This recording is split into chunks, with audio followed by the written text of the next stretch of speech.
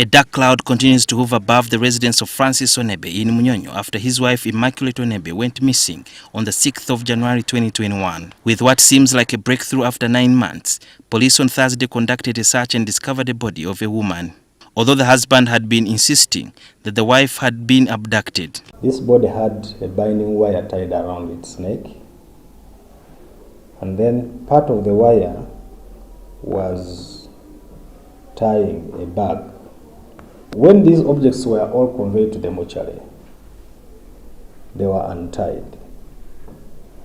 Now, unfortunately and very surprising was that the items, the things we thought were items in the bag, later turned to be the remains of another human being. Conspicuously, you would see a skull, then plus seemingly human being bones of the leg, the limbs, as well as the hands.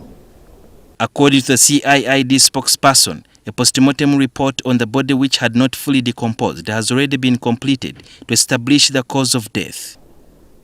The cause of death can only be communicated to the most immediate family members. For them, they are at liberty through their lawyers or through their protocols to share with the public. But for us, we give the cause of death to the family. But also, sometimes the cause of death is what constitutes our evidence. The police scope of investigation has been increased to factor in the second body remains and to give a face to it. We are going to ensure that we use all other mechanisms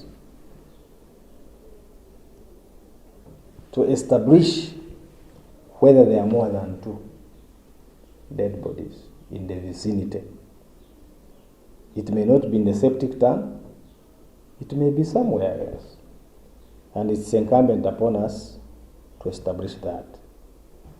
Because if we don't do it, assuming somebody is a serial killer, and assuming it is done in syndicate, with some other accomplices still at large, if you don't do that, maybe 1 or 2 more Ugandans will lose their lives through the same fashion. It is suspected that the second body could be of a maid who was working in Onebe's home. At first, Onebe told police that he was staying with his wife and God alone.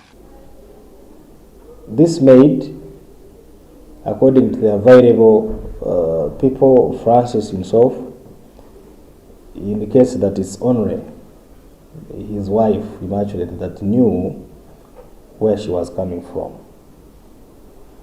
And that for him, he didn't have any contact with her, and he cannot easily know her whereabouts. So I would imagine out there must be some people who know that either somebody's sister or brother or sibling or relative or friend was working there. So we want people to volunteer that information, because management of crime is made in such a way that the suspect cannot volunteer evidence against himself. We probed further to find out if the guard was aware of another person that was staying with Onebe. He sometimes chooses to keep quiet. It is his right. We shall not force him to tell us. The CIID spokesperson further explains why they have delayed to release the DNA results of the first body. It takes science and patience to get those particular samples. Sometimes from the deep part of the bones. It would be different if we were comparing samples of fresh blood or saliva. We understand the police will only prefer charges against the suspects after identifying the deceased as the wife of Francis Onebe. You can charge a suspect for the death of Immaculate Onebe. You can even go through the system and convict the suspects, only for Immaculate to appear after 5 years. And we shall look ugly. Forensic experts are analyzing the fingerprints on the stone, the wire, and sack which was tied on the body. But can they be corroborated with the national ID data system to identify the perpetrators?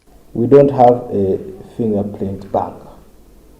So we have to rely on NIRA, and the system of getting the information from NIRA is also very, very rigorous, which makes our criminal justice system delayed. But going forward, I think the two institutions will agree so that we have one central collection system. One of the puzzles that the police has got to do is to ensure they identify the two bodies that were found in the septic tank, and more so identifying the body of Immaculate Onebe, who has been missing for almost 9 months. Blood was drawn from her daughter to ensure that they compare with the samples got from the bodies and ensure that the DNA matches so that they can tell that she's exactly the very person who has been missing. And according to police, these results are supposed to be coming out tomorrow. That is the DNA results. And even if all that is done, still police might take a longer time to identify the second body because there are no samples that have so far been gotten from a likely relative to compare the DNA. Sudil Yarhanga, NTV, Chibuli.